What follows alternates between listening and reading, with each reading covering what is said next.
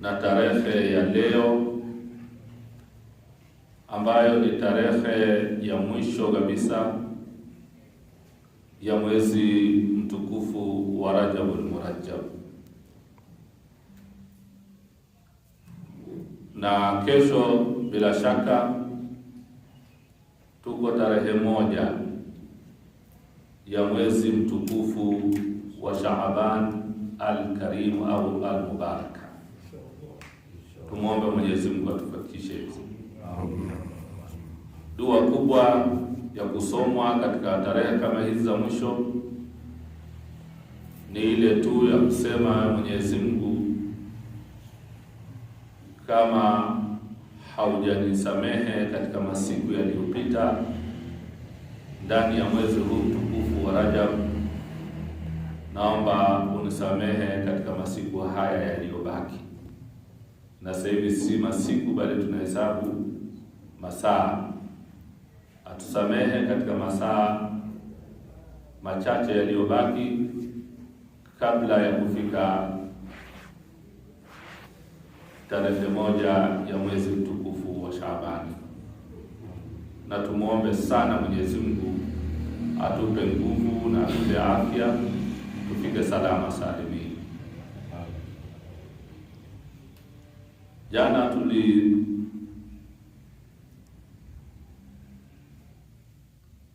Jana tulizungumza mambo mawili ambayo tuliyasherehesha kwa muda mrefu, ambayo tulisisitizana katika kutii au taa ya Mwenyezi Mungu na mtume wake na Ahlulbaiti alayhi salam katika kuwatii, na tukasema taa ya aina hiyo, utiifu wa aina hiyo unavuta utiifu mwingine. Ukifanya taa utiifu, ukafanya mema, inavuta mema. Na tukasema tujipime kuwa sisi tumefanya mema na yamekubaliwa kwa kipimo hiki, kuwa umefanya jema alafu linakupambia, linakuvutia ufanye zaidi. Si unafanya alafu unakimbia. Sala inakuvuta uwe na hamu ya kuswali. Kiswali sala ya jamaa inakuvuta uswali sala ya jamaa zingine zinazofuata. Ukihudhuria katika majlis inakuvuta ije majlis nyingine uhudhurie, inakuvuta. Sio ile ambaye kama tulivyosema ukitoka katika shughuli hiyo inakuwa imekukatisha tamaa, hutamani tukio jingine mbele yake. Hiyo toa yako itakuwa ina mushkila. Tulizungumza hivyo na inshallah tuyafanyie kazi. Mwezi huu wa Shaabani una matukio mengi makubwa. Ni mwezi wa pili kwa utukufu baada ya mwezi mtukufu wa Ramadhani, na usiku wa Lailatul Qadr ambaye ndio bora namba moja, usiku wa Shaabani 15 Shaabani ni wa pili kwa utukufu baada ya usiku wa Lailatul Qadr. Kwa hiyo ni usiku au ni mwezi mtukufu mno, na tukasema ndio lami ya kutupeleka katika barabara ya kuendea mwezi mtukufu wa Ramadhani. Kwa hiyo ni lami, tuitengeneze lami iwe nzuri, tufike katika mwezi mtukufu inshallah.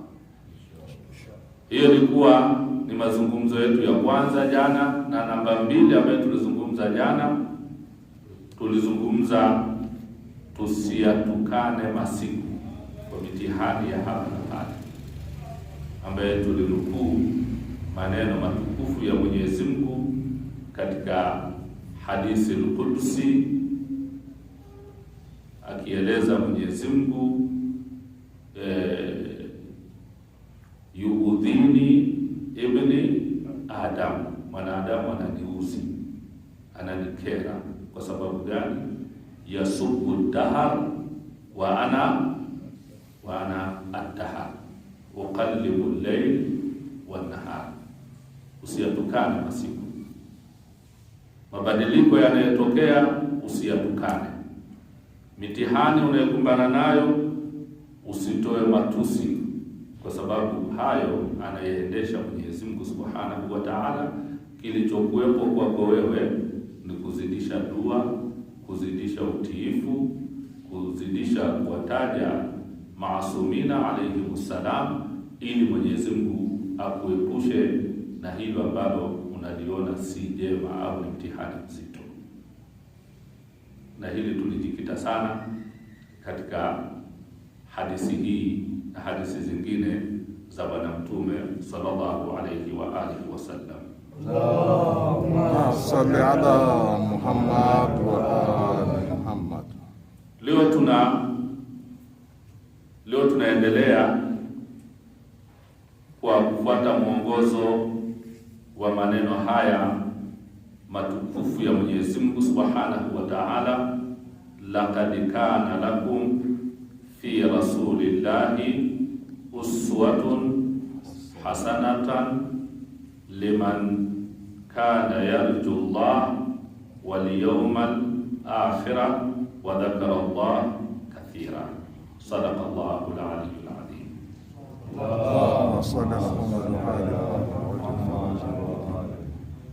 Mnayo nyinyi mfano mzuri wa kuigwa katika utiifu wenu katika maisha yenu, na mfano si mwingine ni kumuiga Bwana Mtume sallallahu alayhi wa alihi wasallam. Allahumma salli ala Muhammad wa ali Muhammad. Hauna mfano mwingine zaidi yake. Kwa hiyo tunapozungumzia uzuri wa mwezi huu wa Shaabani, tumuige Bwana Mtume. Alikuwa anafanyaje katika mwezi huu wa Shaabani, ambayo bila shaka Bwana Mtume aliutukuza sana huu mwezi, aliuheshimu sana huu mwezi, aliupenda sana huu mwezi, na alikuwa yeye anafunga siku nzima au anafunga mwezi mzima wa Shaaban mpaka anakutana na Ramadhani akiwa katika funga. Aliutukuza sana kwa sababu ni mwezi wa pili kwa ubora, na jingine ni mwezi unayonasibishwa na yeye, ni mwezi wake yeye Bwana Mtume. Shaabanu shahari, Shaabani ni mwezi wake, na yoyote anayempenda Bwana Mtume atamuenzi Bwana Mtume katika mwezi wake. Hayo ni maelezo, ni riwaya. So unampenda Bwana Mtume, utamuenzi, utamkumbuka, utambeba katika mwezi wake. Na haya ndivyo ambavyo huwa tunazungumza siku zote, hata kama mtu amekufa, labda ni mtu mheshimiwa ambaye tunasema sasa, ili kuonyesha heshima yake ni kuendeleza yale ya kwake aliyoyaanzisha yaliyokuwa mazuri. Hayo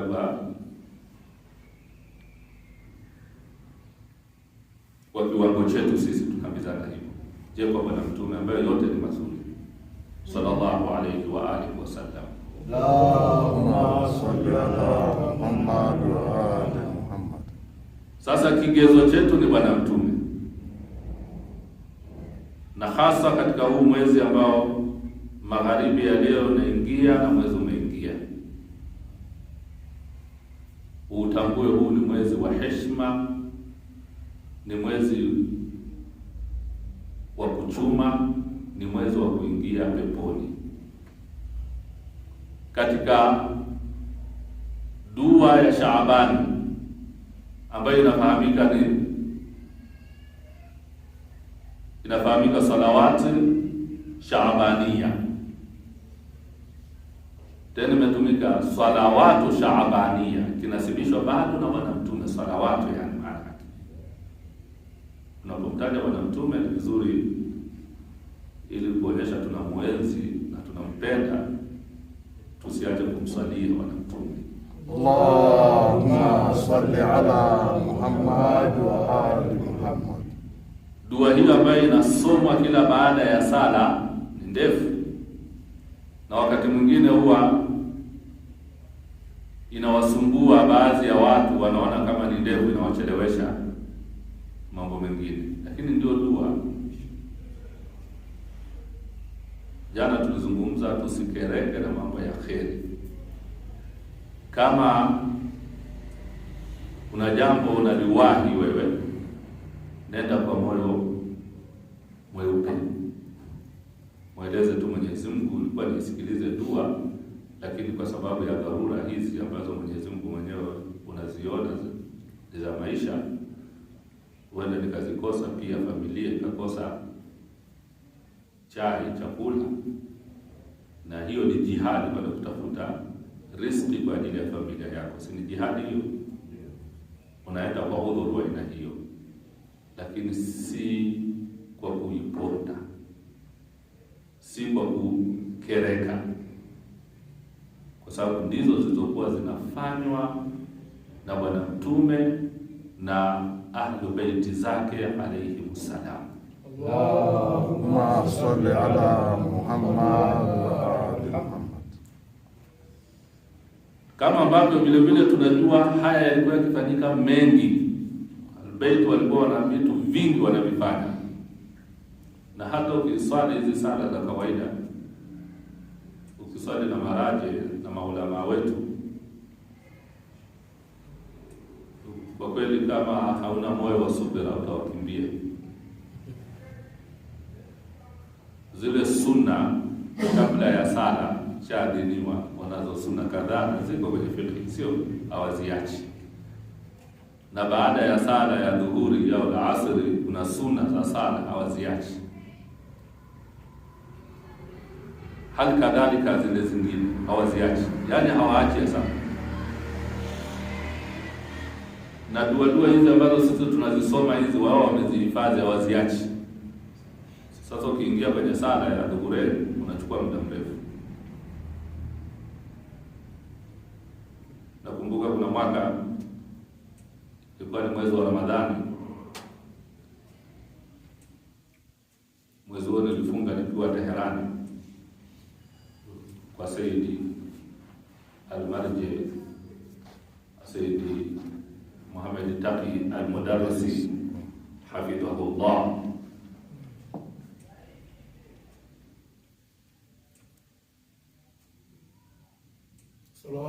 Allahumma salli ala Muhammad wa ali Muhammad. Inshallah niliwahi kushiriki katika mwezi wa Ramadhani sala za magharibi, sala magharibi na isha ili mfuturu. Yeye haachi sunna zile, ni ndefu kweli, na wewe unatamani ukafuturu. Ilikuwa inafika mpaka nakuja namalizia kwa wenyeji wameshafuturu, alafu baadaye wanakuja kujiunga kwa ajili ya kupeana mkono. Unaweza kufikiria tulikuwa pamoja katika sala, kumbe wao wamepiga haraka wameenda. Alafu hapo tunabaki, mimi kwa sababu ni mgeni huwezi kukimbia, alafu na wale wasaidizi wake wawili, walinzi wake, ndio mnabaki watu watatu tu wanne hapo.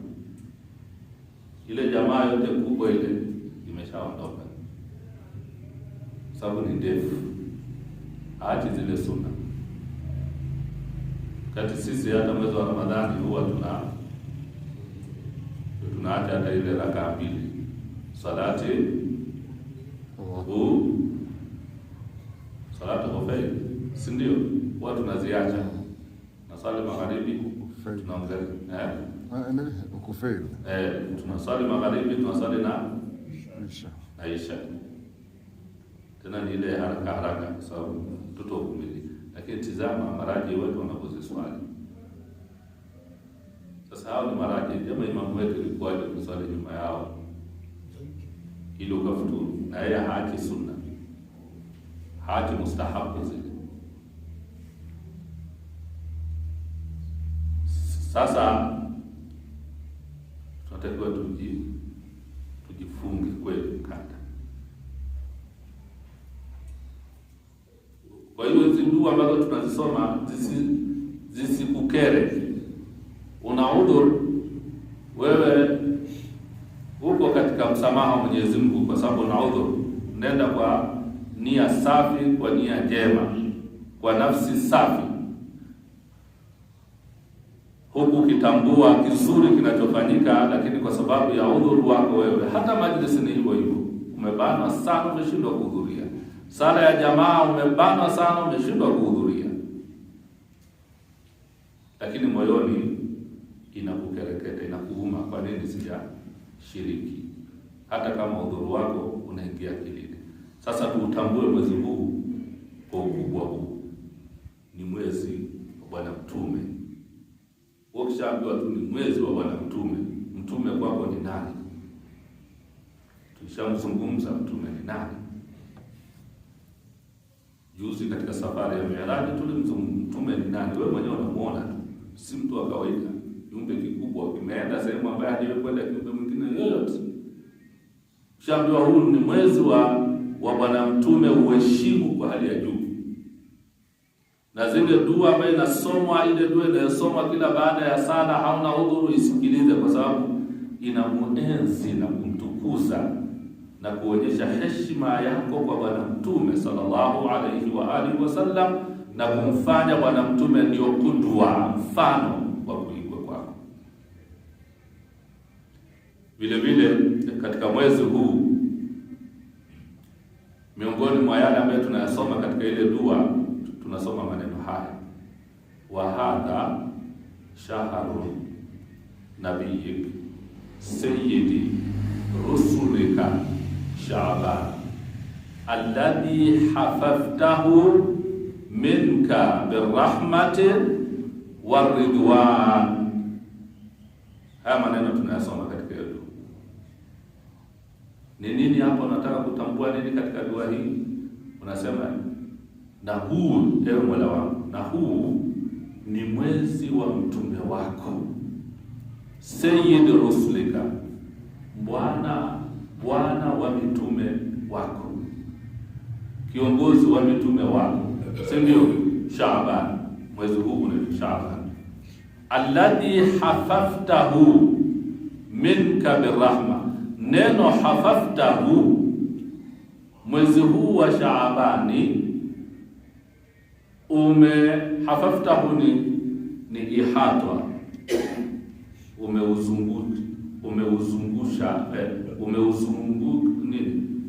umeuvisha, umeufunika. Asante, neno zuri hilo. Nadhani umeufunika mwezi huu kwa rehema zako na kwa radhi zako. Yaani huu mwezi ni kama vile mtoto umemfunika shuka ile baridi, ule umemfunika gubi haonekani. Sasa mnaona taabiri au lugha iliyotumika nzuri sana. Huu mwezi huu hafaftahu minka birahmatin wa ridwan. Ihata, hafaftahu kwa lugha nyingine ya Kiarabu ihata, umeuvisha vazi, umeufunika. Na maana mwezi wote huu umefunikwa na nini? Hakuna chembe ya uwazi, ya shari, ya ubaya, ya madhambi. Yani yote ni rahma za Mwenyezi Mungu. Mwezi mzima ni shuka safi limekufunika hivi, hakuna chembe ya uchafu katika mwezi. Sasa kwa maana hiyo, mwezi huu si mzuri sana? Si ni mzuri sana? Mashia anauliza, mwezi huu si mzuri sana? Mzuri. Msalieni Bwana Mtume.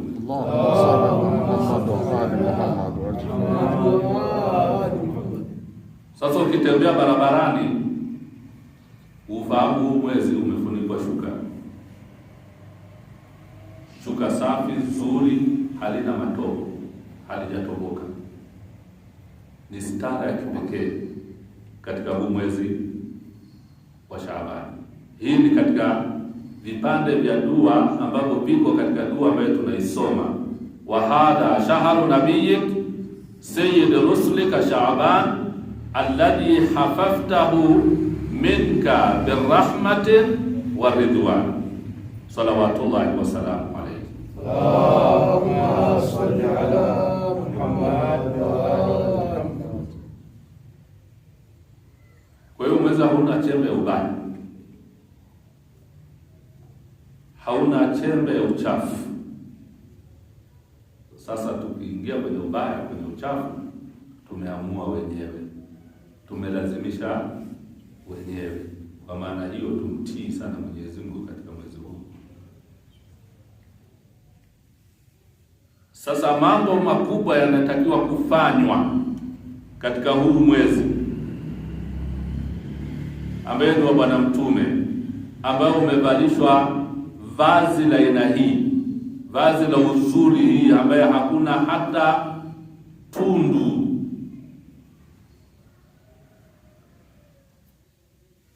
la uchafu, kwa uzuri huu wa huu mwezi.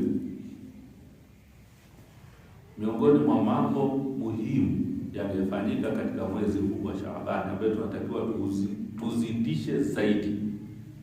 Na kabla ya kuitaja hilo, ndio hata jana pia tulizungumza kuhusiana na huu mwezi, namna unavoleta na riziki. Hadithi ya Bwana Mtume tulisoma, wa inna ma summiya Shaaban li'annahu yatasha'abu fihi arzaqul mu'minin. Salawatu Allahumma salli ala Muhammad wa ali Muhammad. Hizi riwaya nasoma pole sana, naamini mtu anaweza kazikariri. Innama summiya Shaaban, umeitwa mwezi huu kwa jina la Shaabani. Kwa sababu gani? Li'annahu yatasha'abu fihi arzaqul mu'minin. Kwa sababu gani? Riziki za waumini zinadondoka nyingi. Ndio maana ya Shaabani. Hata jina Shaabani, kumita mtu Shaabani ni kumiminika au ni wingi wa mambo mazuri ya kheri. Kama natumika kama mti matawi mengi, ambaye matawi yale, kila matawi yana matunda, kama ni mwembe au mzambarau, unaona matawi yale yamening'inia, mzambarau imeiva. Ndio Shaabani hiyo. Simeleka vizuri? Si maana yake inajulikana?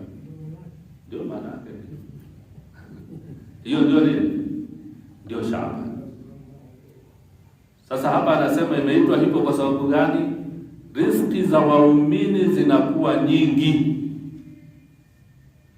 utafutaji wake ni mrahisi, upatikanaji wake ni mwepesi, sijui nini ni mwepesi, vitu vingi ni mwepesi.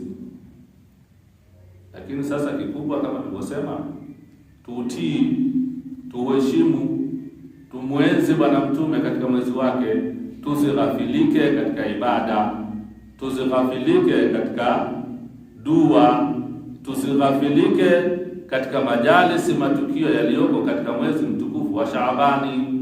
Tusighafilike katika hayo, ili tuzipate riziki ambazo riziki hizo hatutosumbuka katika mwezi mtukufu wa Ramadhani. Mnakumbuka mada ya jana tulijikita sana katika mambo haya.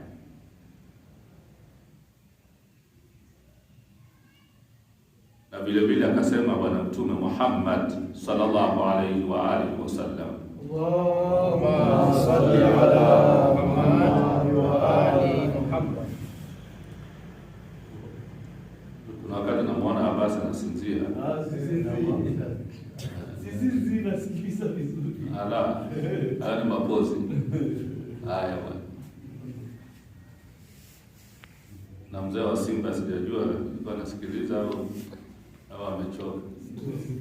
Huyo hayupo. Sasa inasema hadithi nyingine inasema hivi: wasummi ya shahru Shaaban shahru shafaa lianna rasulakum sallallahu alayhi wa alihi wasallam yashfa'a likulli man yusalli alayhi fihi. Allahumma salli ala Muhammad wa ali Muhammad. Zina maana nyingi. Yani ni umeitwa hivyo kwa sababu watu wanapata afya, watu wanapata nguvu, yani Shaabani ndio ni mfano kama wewe umetoa mti una matawi na yana matunda. Ni mti gani? Kila aina ya mti. Kila aina ya mti. Mwembe, mchungwa, zambarau, sijui papai. Kila aina ya mti. Ndio maana haina maana moja. Inatosha maana moja, ni ile matunda ni mengi. Matunda gani? Kila mmoja yataenda kivyake, si ndio? Lakini ni mengi. Sasa na hii tena maana nyingine anapotueleza Bwana Mtume, hii hadithi ile ya kwanza ilikuwa ni kuna riziki nyingi.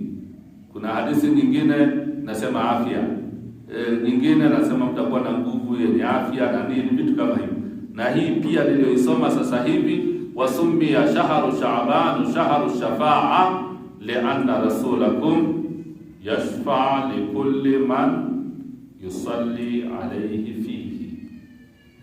Imeitwa mwezi huu wa Shaaban kwa sababu mtume wenu atawaombeeni msamaha siku ya Kiyama. Kwa mtu wa aina gani? Likulli man yusalli alayhi fihi, kwa kila anayemsalia Bwana Mtume katika mwezi huu. Allahumma salli ala Muhammad wa ali Muhammad. Haya, pepo ya Mwenyezi Mungu ni ngumu au rahisi? Mashia, kwa hadithi kama hii, pepo ya Mwenyezi Mungu ni ngumu au rahisi? Jana tulizungumza sana dini ni nyepesi, na tukasema dini vile vile ina ugumu. Ni nyepesi lakini pia naye ina ugumu. Wepesi kama huu, ugumu wake ni maamuzi yake, ambaye ndio tumefeli katika maamuzi. Haya, kitendo cha kumsalia mtume kina ugumu gani? Lakini Bwana tumsalie. Bwana kitaja Bwana Mtume, wakati mwingine tunagafilika tumsalii Bwana Mtume sallallahu alayhi wa alihi wasallam. Allahumma salli ala Muhammad. Si ni nyepesi? Bwana ndio kataja tusi ukawa na mawazo, ukawa kadha. Na ni kitu cha kumsalia tu hivi, hakina gharama, hakichukui muda, haina bati, haina kodi, haina chochote. Unamsalia tu hivyo, unaenda zako peponi. Unaingia rahisi. Tena unaingia kwa msamaha wake yeye ndiye anakuja na kusimamia. Usimamiwa na Bwana Mtume, si ni bora hata kuliko usimamiwa na matendo yako. Mtume anakusimamia mwenyewe. Ndio tendo jema hilo. Usimamiwa na Bwana Mtume, hamna tendo zuri kama ukamvutia mtume akakupenda aje kusaidie. Basi hivi tu ukipata msaada wa rais tu hivi, labda uko kwenye mkutano tu hivi amekukweti tu, wewe njoo, kama alivyokuwa anafanya Magufuli wakati fulani. Makuona umesimama, njoo, alafu anakusaidia. Utajisikiaje hapo? So utasema kama ni miungu ya kikwetu ile ilikuwa imenikubali. Utakumbuka kama uliswali siku utasema sana yangu ile ilikubaliwa. Kama ulifanya jema utasema ile jema langu ile ndio majibu yake ni haya. Utasikia raha. Sasa siku ya Kiyama Mtume sallallahu alayhi wa alihi wasallam, Allahumma salli ala Muhammad wa ali Muhammad. uko katika Kiyama umekaa, hali ni tete, uoga ni mwingi, majuto ni makubwa. Kama tulivyozungumza jana kwa urefu, tulisema siku ile inaitwa yaumu tuseme inaitwa Yawmun Nadama, siku ya majuto, kila mtu atalia, ambaye tulikuwa tunasherehesha ile toa kumtii Mwenyezi Mungu na mtume wake na Ahlulbayt, ambaye mapungufu yetu haya na uvivu wetu siku ya kiyama tutajuta. Unatamani utatamani urejezwe ili uje uifanye ile toa. Kikao hiki utakionyeshwa, utatamani urudishwe duniani uje ukae hapa kwa Imam Ridha, katika usaidia Imam Ridha, usikilize hata neno moja la Mwenyezi Mungu na mtume wake na neno moja la maasumina alayhi salam. Allahumma salli ala Muhammad wa ali Muhammad. Lakini tena itakuwa hamna fursa, lakini unaonyeshwa na haya, unasema ningejua ningebaki, ningejua, si ndio? Ndio maana tunarudi pale, usikereke kwa jambo. Kheri yako, toa yako ikuvute katika toa. Tuache vile vipimo kama tulivyozungumza jana. Mtu anapima haji kwenye majlisi kwa sababu anasema hakuna jipya. Si tulizungumza jana? Yaani mtu anasema siendi kwenye majlisi kwa sababu hakuna jipya. Na tukasema kweli hakuna jipya. Qur'ani ni hii ya zamani tuko nayo. Mtume Muhammad ni yule, sio mpya. Fatima Zahra ni yule. Na yale waliyatenda ndio yale, hakuna jipya. Sasa wanataka jipya lipi? Tuje na Qur'ani mpya. Hapo ndio sema yamekuja mapya. Na tukazungumza Muhammad wa Ali Muhammad, tumetembelewa na Sheikh Said. Allahumma salli ala Muhammad wa ali Muhammad. Karibu Sheikh.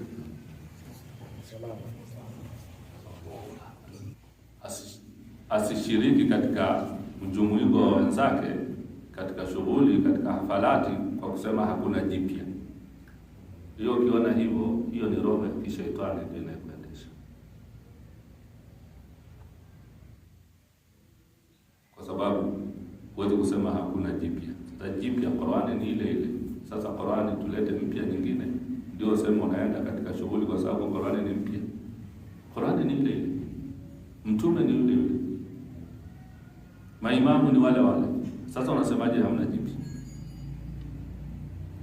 Aya inayosoma wote kusema ni ile tu, kila siku anasoma ile. Haya tusome hivi sasa. Na haya ndio hizo. Ile ni roho ya shaitani, si roho ya muumini. Kwa muumini unaposoma baadhi, tulikuwa tunafundishwa baadhi ya maulama walikuwa wanasema ingetosha hata surat al-Asr ile tu ingetuokoa sisi na jahannam. Ile moja tu tungeifanyia kazi duniani, tungefaulu na akhera tungefaulu. Ile moja inasoma ile. Sura hii tu wal asr innal insana lafi khusr illa alladhina amanu wa amilu salihati wa tawasaw bil haqqi wa tawasaw. Ingetutosheleza, tusingehitaji. Sasa wewe hauendi katika shughuli unasema ni yale tu bwana. Shaka wenyewe wanaongea yale. Haya sasa tungeongea yapi sasa? Kwa sababu Qur'ani ni ile. Ya bwana mtume ni yale. Ya maimamu ni yale.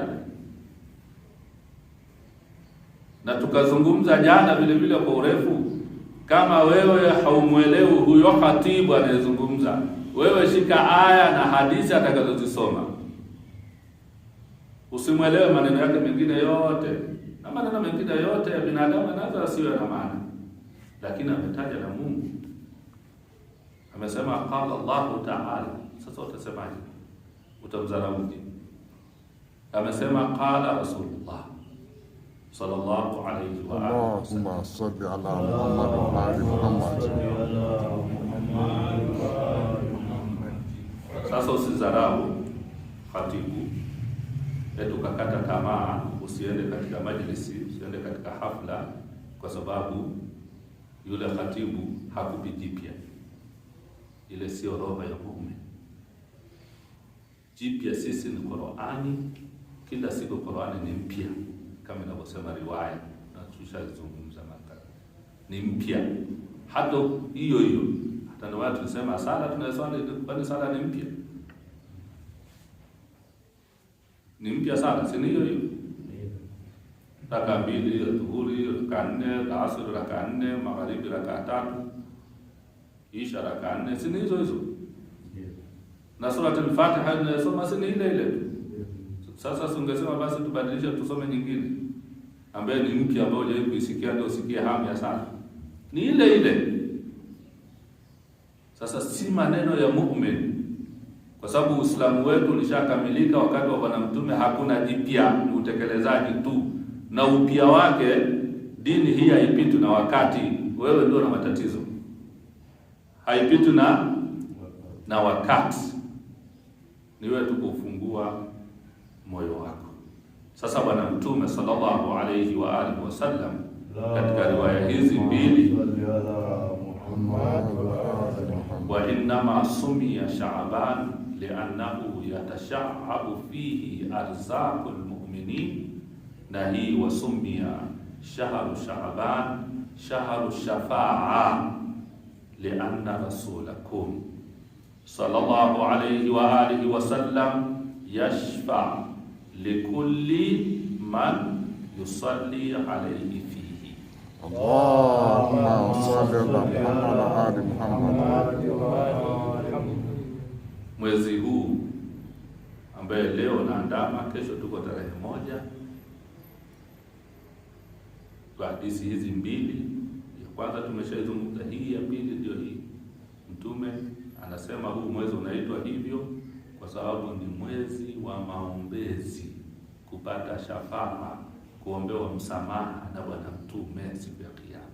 Ndio jambo kubwa, hamna kubwa zaidi ya hilo, kuombewa msamaha, kwa sababu sote tuna madhambi, sote ni wakosaji mbele ya Mwenyezi Mungu. Ikiwa tuko binadamu mwenzako, maisha haya ya kawaida hujakamilika, je, kwa Mwenyezi Mungu utakuwa na ukamilifu gani wa kuingia peponi? Sote tutaishi, tutategemea nini? Msamaha Mwenyezi Mungu. Sasa msamaha Mwenyezi Mungu kupata kwa rahisi wa kumvutia Bwana Mtume aje haraka katika hiyo yaumun nadama, siku ya majuto, kama tulivyosema, uje upate msamaha haraka wa Bwana Mtume bila kupata tabu. Likulli man yusalli alayhi fihi, kila unamsalia Bwana Mtume katika mwezi mtukufu wa Shaaban, nyepesi mno. Nani atakuwa mzito katika hilo? Kama utafadhilika, shiriki katika sala za jamaa. Ndio maana tukasema sisi tunaye sala, tuna dua kila baada ya sala, inaitwa salawatu shaabania, ambayo imejaa kumsalia Mtume kila baada ya sala. Ndugu zangu, pepo ni rahisi, ni kuamua tu. Hiyo ni amali ya kwanza ya kudumu nayo katika mwezi mtukufu wa Shaaban. Ndimi zetu, mioyo yetu isighafilike hata kidogo katika kumsalia Mtume Muhammad sallallahu alayhi wa alihi wasallam. Allahumma salli ala Muhammad wa ali Muhammad. Jambo la pili ambayo Bwana Mtume amelizungumza, na hii itakuwa ni hadithi tena kwa mitume wengine, alafu tumalizie darasa letu inshallah, lisiwe refu sana pamoja. La pili,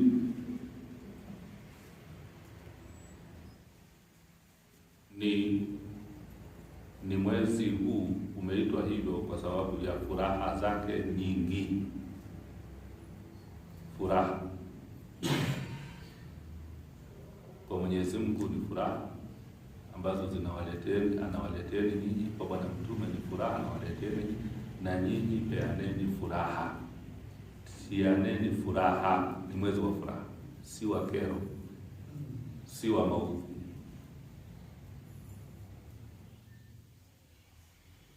Si mwezi wa kumkera mwenzie.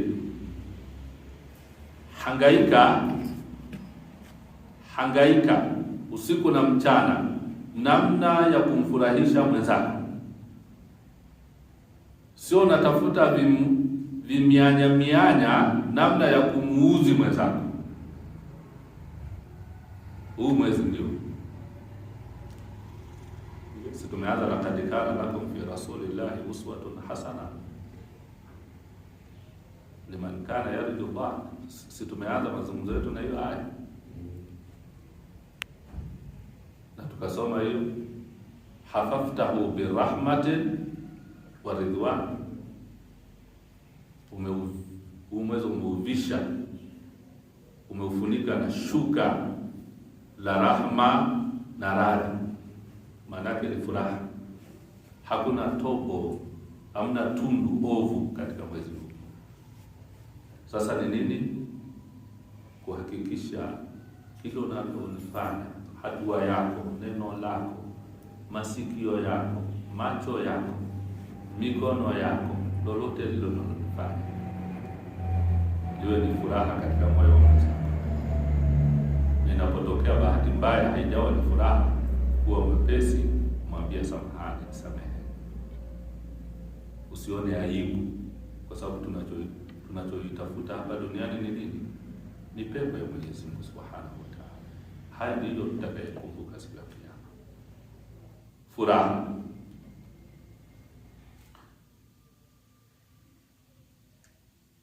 Na ikasema ikiwa umefanya kumfurahisha mtu, hata kama ni tone dogo la maji umemfurahisha mtu, kipindi hicho muombe Mwenyezi Mungu Subhanahu wa Ta'ala. Na riwaya ya Bwana Mtume sallallahu alayhi wa alihi wasallam imezungumza hivyo. Anasema faidha kanat indaka dhunuba turidu ghasluha fafattishu 'ani mu'min wa as'aluhu fima idha kana talibu haja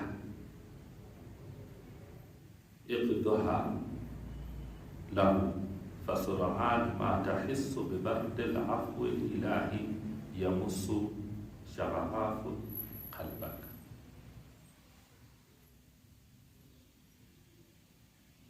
Maneno haya yanasema utakapojihisi una uzito katika jambo la kheri, dhambi fulani na kuandama, uzito katika maisha, katika utafutaji, kuna aina fulani ya uzito, haraka sana mtafute mtu jamaa yako mwenye lolote, mwenye haja, mwenye shida, mwenye mkidhie haja yako, yakudhiha lahu, hiyo haja itimize haraka. Maneno mengine anasema hata kama ni tone la maji. Ndio maana unaweza kuona katika mafunzo yetu ya dini ya Kiislamu, hata ukipewa maji unataka kunywa, umeagiza wewe, yule aliyoko jirani yako bado anamwambia tafadhali, kwa karibu. Huenda alikuwa na kiu, hajasema tu, ukimpa akanywa. Au hana kiu akakwambia asante, wewe haja yako inatimizwa. Alafu muda huo sasa muombe Mwenyezi Mungu haja zako. Mungu anaitimiza muda ule anapokuambia haja yako. Tunataka nisaidie haja. Na hasa ukiyafanya ndani ya mwezi mtukufu wa Shaaban. Hapo bado hatujaingia kwa mwezi wa Ramadhani ambaye ndio kama yao. Shaaban hii ambaye tuko nayo, ambaye tunaingia usiku wa kuamkia kesho inshallah. Mungu atupe afya tufike salama. Sasa ukiwa na haja, ndugu zangu, maisha yetu ni magumu, utafutaji wetu ni mgumu, ni kadha, familia, mitihani ya watoto na nini, na hata tuliyazungumza. Jaribu kumkidhia mwenzako haja, mnunulie mwenzako maji ya 500 tu maji. Bwana Mtume anatumia tone la maji au punje ya tende kamba.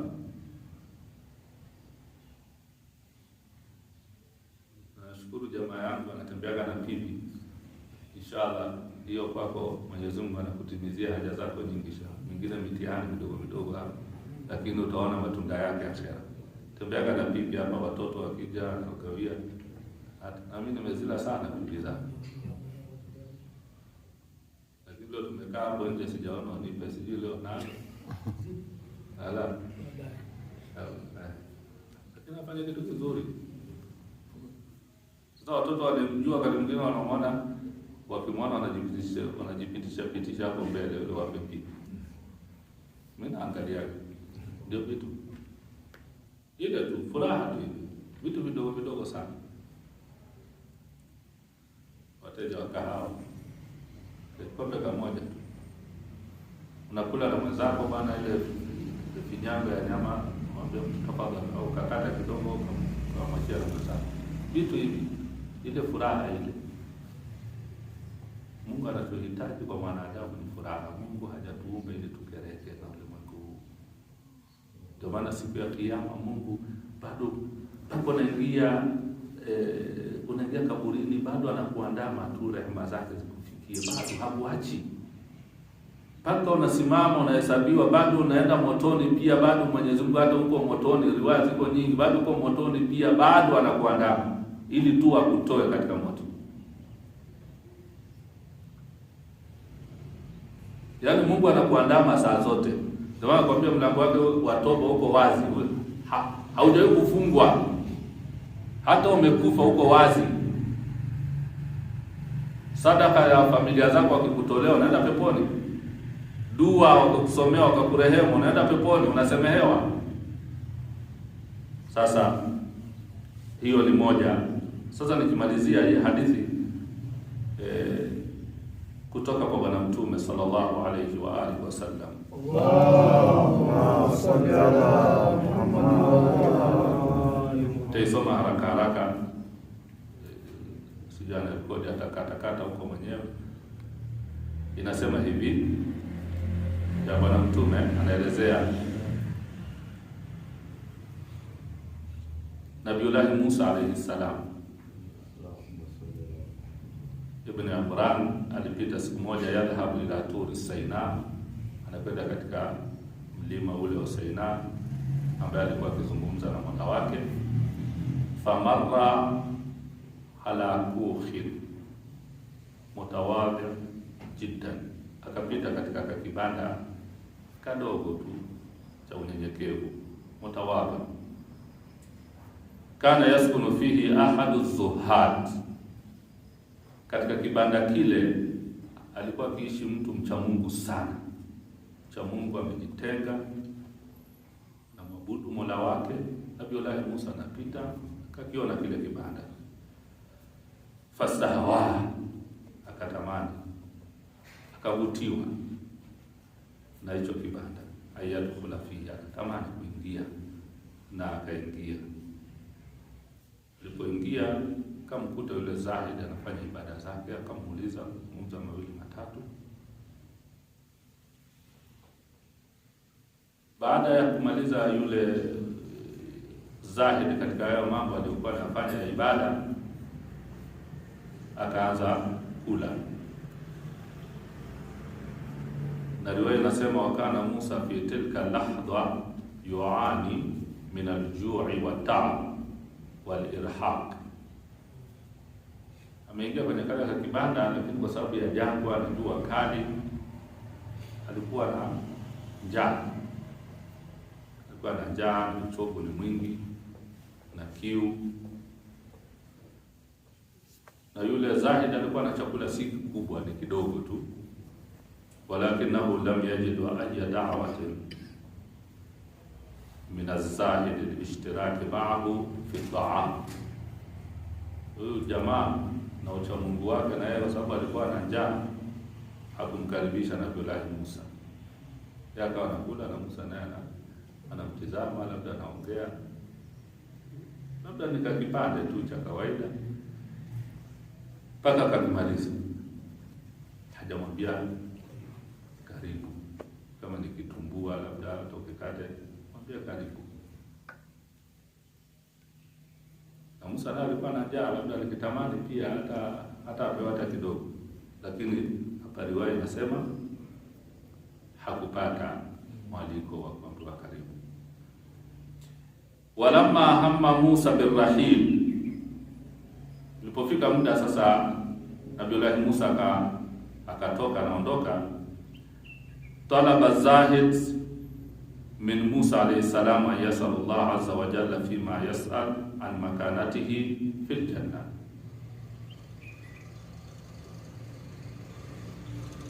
Ilipotoka huyu mcha Mungu akamwambia, ewe Nabii Musa, unaelekea wapi? Nabii Musa akamweleza, naelekea Turi Sinai.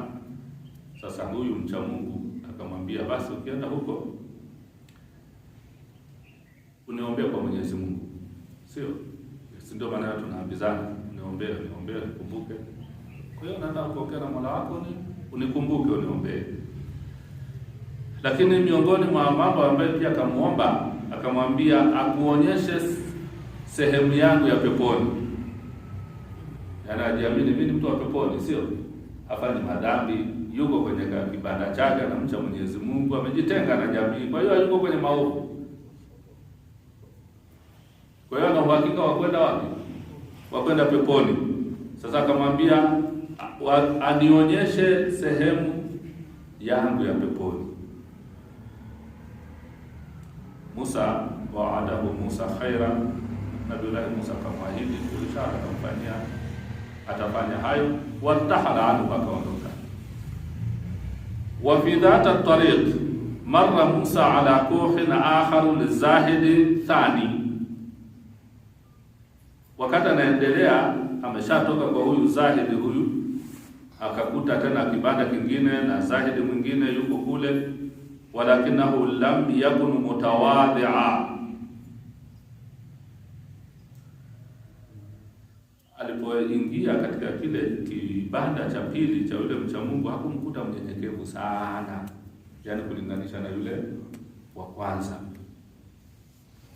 Walakinahu lam yakun mutawadhi'an kalkuhi al-awwal fastahawa kadhalika ayyadkhula fi.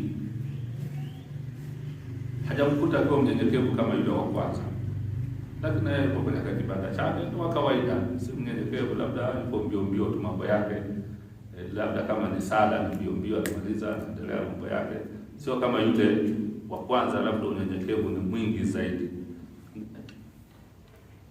Nabii Musa akavutiwa naye, akaingia kwenye kile kibanda.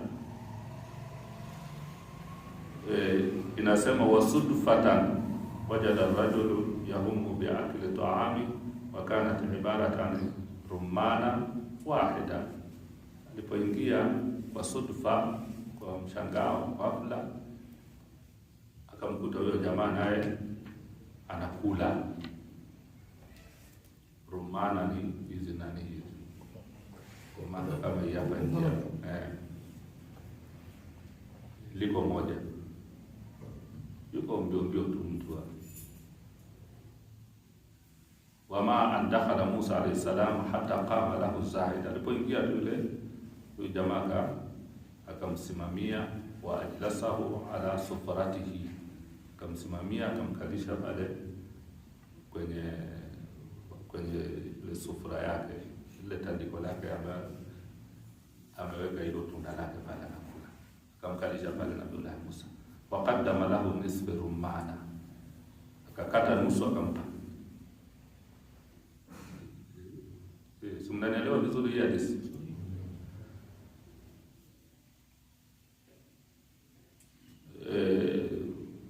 Akampa na akamwambia kula biisra.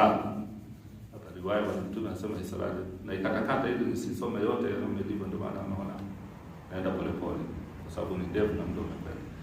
Walamma hamma Musa birrahil sa'alahu az-zahid an yas'ala Allah azza wa jalla fima yas'alu an makanatihi fil janna. Musa alipofika muda wake wa kuondoka, chakula lile tunda, huyu jamaa akamwambia kama vile yule wa kwanza, unaenda unaongea na Mola wako, unikumbuke kwenye dua na nini, alafu pia umombe Mwenyezi Mungu akuonyeshe sehemu yangu ya peponi, alafu ndio niambie. Yaani toka huko upite, kama umeonyeshwa sehemu yangu upite ndio niambie. Na Musa naye hivyo hivyo akamwahidi kheri na nini, watahala akaondoka. Sasa alipofika katika mlima ule Sinaa, tadhakara Musa alayhi salam maqalat ar-rajulain, akakumbuka ahadi za watu wawili wake. Fasala Allahu azza wa jalla an al-awwal Fajaahu aljawab, akamuuliza Mwenyezi Mungu kuhusiana na yule wa kwanza ambaye hakumpa chakula, lakini ndio mcha Mungu mkubwa kwa sifa zake zote za ucha Mungu, si ndio?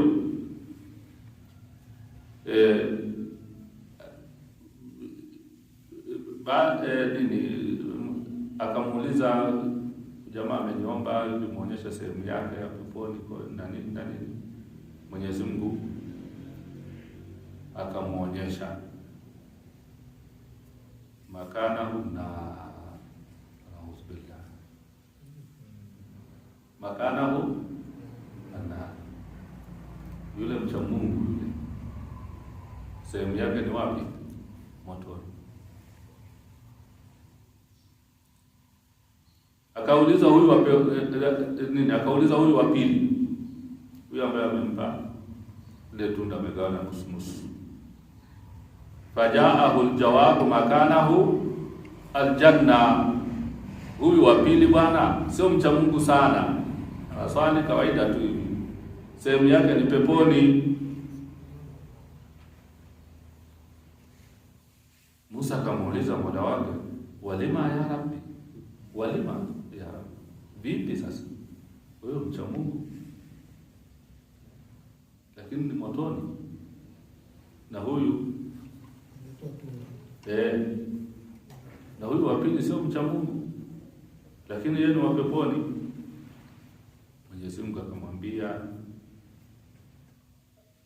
wa kwanza ni bakhili, al-bakhilu aduwwullah, akala ta'amahu bihudhurik wa lam yuqaddim laka shay'a ma adkhala as-surur fi qalbik. Allahumma salli ala Muhammad wa ali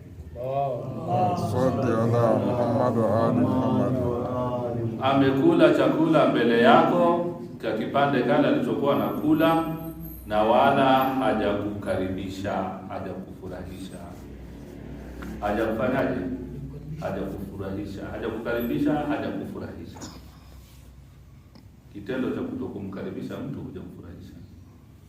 Hata mtu akiingia nyumbani kwako aona kula tu kimya hivi, anaangalia hata kama ameshiba, lakini kawaida tu alikuwa hata sikia hata neno, hata karibu, si ndio? Unakula chapati, unatafuna kwa chache, mtu amekuja, basi bwana onja bwana. Wala hata wazee wote wanakuambia bwana, wala usuna bwana, hata ukate tu kidogo hivi. Sasa haja kufurahisha. Wa pili, wa thaniya karimun lam yamliku siwa rumana allati qaddama laka nisfaha. Huyu wa pili bwana ni mkarimu, pamoja na sio mcha Mungu sana lakini mkarimu. Fathani yadkhulu aljanna la'atfihi wal awwal yadkhulu an-nar libukhulihi. Wa inama dakhala Musa ala zahid al-awwal wa akhbarahu bimaqalati Allah. Musa aliporudi sasa akawapa habari, hajawaficha. Akamwambia, wewe bwana, wewe wa kwanza bwana unaenda motoni bwana. Kwa sababu gani? Wewe ni bakhili bwana, ukunifurahisha, hujanipa hata kuniambia karibu. Kwa hiyo Mungu amesema unaenda motoni. Sasa angalia, Mungu anatafuta sababu tu ili kupeleka peponi. Subhanallah. Na hapa ndio mahali shahidi.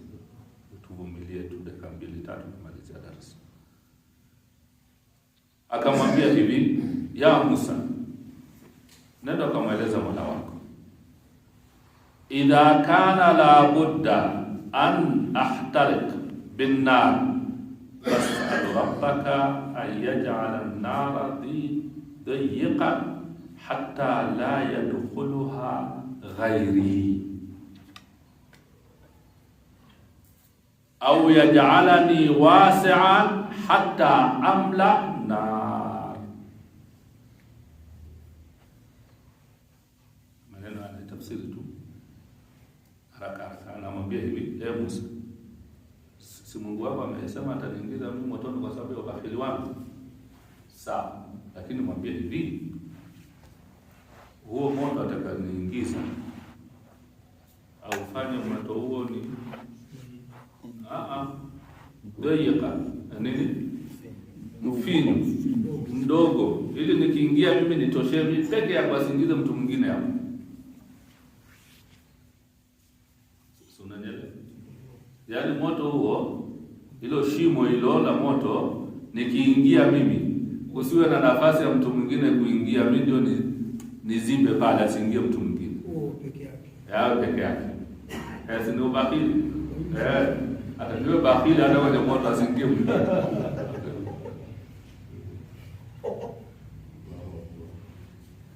Na kama hata ufanya kuwa ni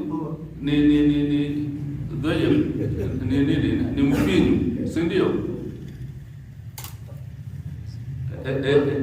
Sana utaka labda uwe vile mkubwa, basi anitanue mimi niwe mkubwa, nikiingia kusiwe na nafasi ya mtu mwingine.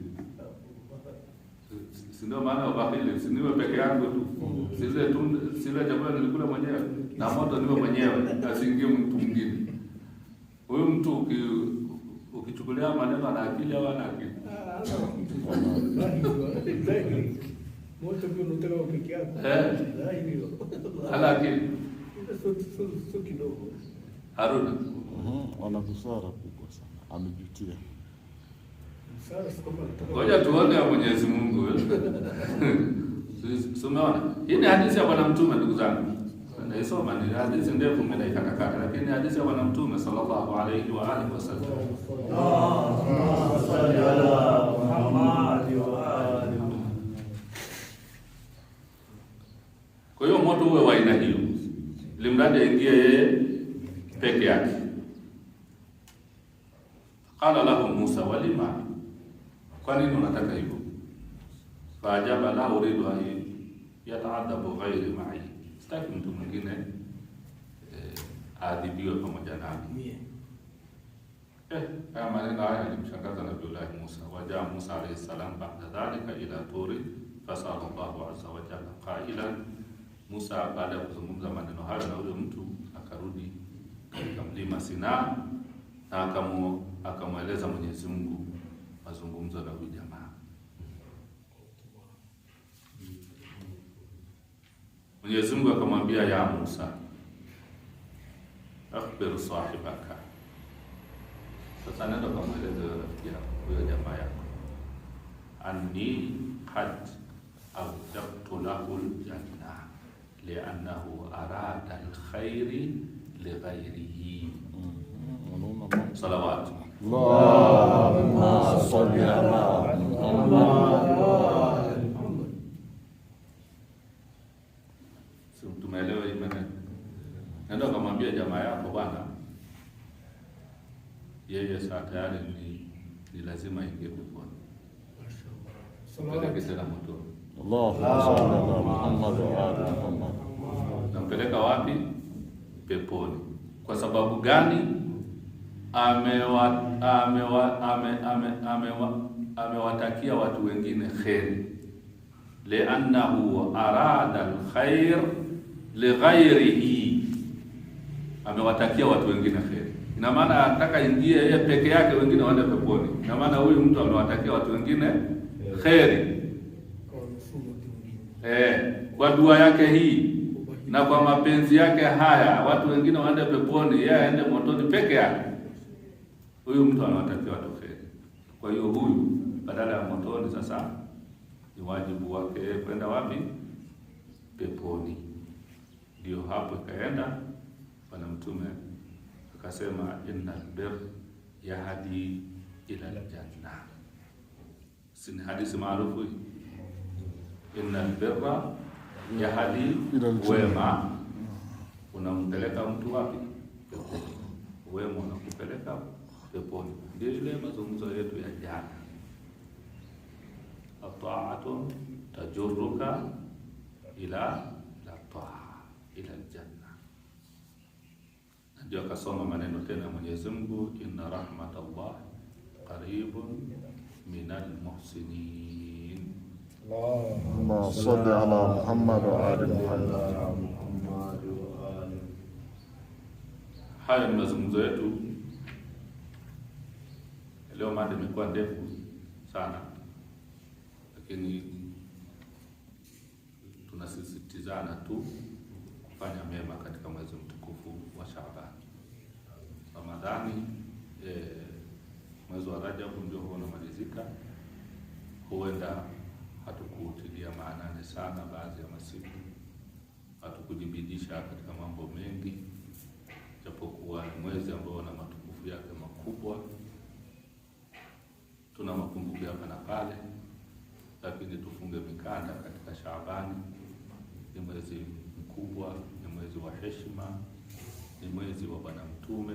Shaabanu shahri, ni mwezi wa Bwana Mtume.